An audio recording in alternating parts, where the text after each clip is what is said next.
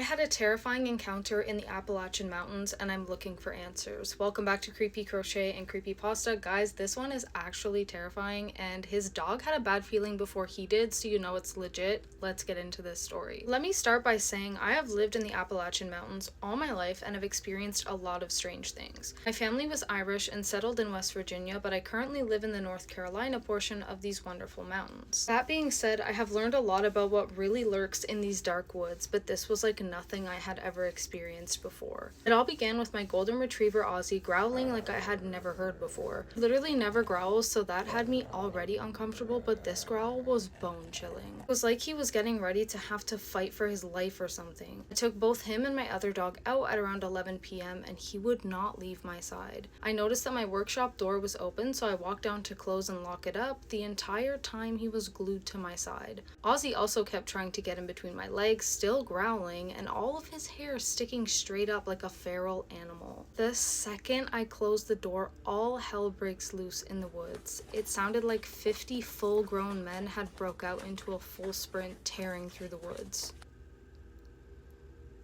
Okay.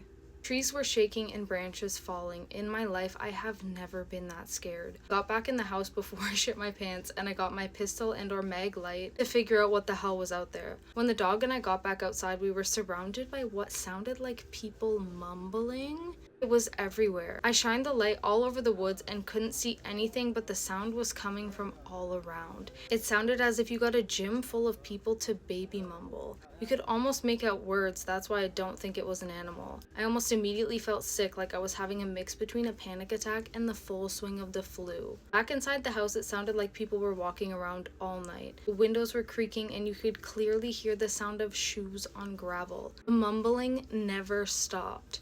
Every time I got up to check the house, my feet would touch the floor and it would get dead silent. Couldn't hear birds, crickets, frogs, or anything. I was terrified and didn't sleep a wink. The air felt thick and evil all night. That's the only way I could explain the feeling. Imagine a soaking wet quilt being tossed over you. That's how I felt.